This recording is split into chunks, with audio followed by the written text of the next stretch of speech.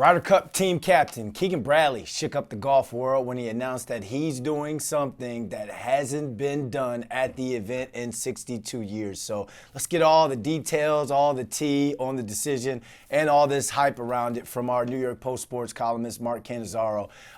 Mark, thanks for hopping on with this. I guess Keegan blew up everybody's timeline. So were you kind of surprised that he didn't select himself to be a part of the team? And I guess, do you agree with the decision that he made? Brandon, I am surprised. I was under the impression the whole way that Keegan was going to play.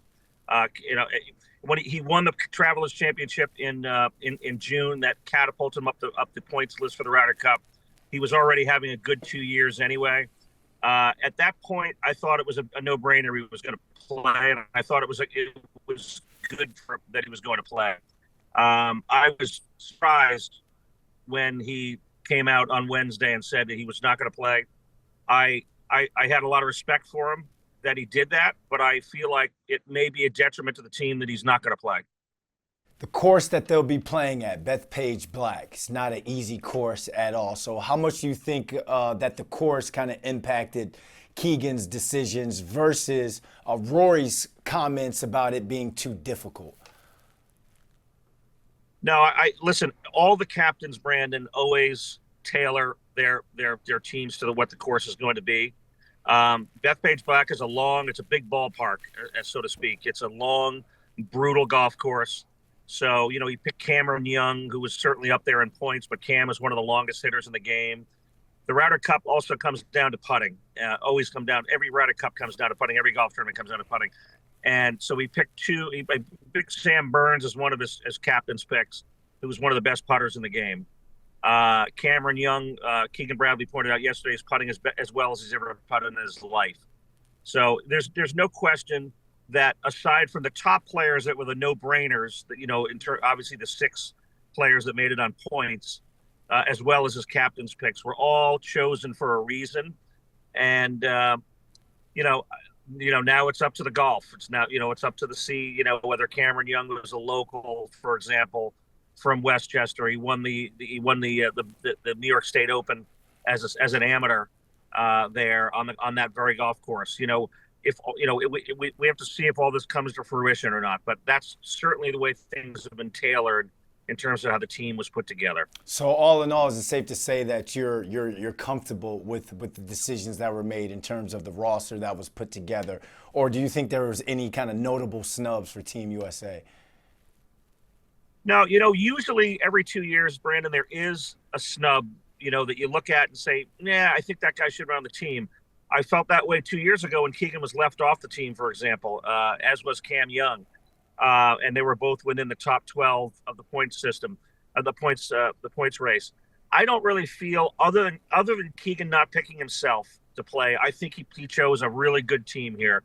The couple of guys that were left out that were within the top 12 were a young guy, Mav McNeely, who's a really, really good putter. He's had a terrific year.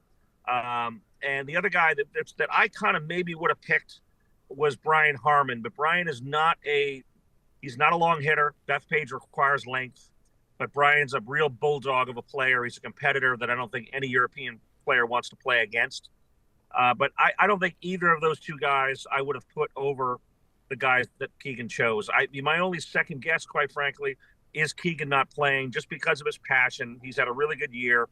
He just finished up very strongly at the Tour Championship this past week, which is the last tournament of the PGA Tour regular season. But I also understand why Keegan didn't pick himself, and I applaud him for that as well. Because I think that if anything, Keegan not picking himself makes these players that he has chosen instead want to play for him even more, because it was as selfless a decision as he possibly could have made. It basically exemplified a true leader. He was putting the team in before himself. So I applaud him for that, even though I would have liked to have seen him inside the ropes with golf clubs in hand. Mark, the Ryder Cup is one of those sporting events I feel like is like must-watch TV for every sporting fan out there. We've got about a month until this event tees off.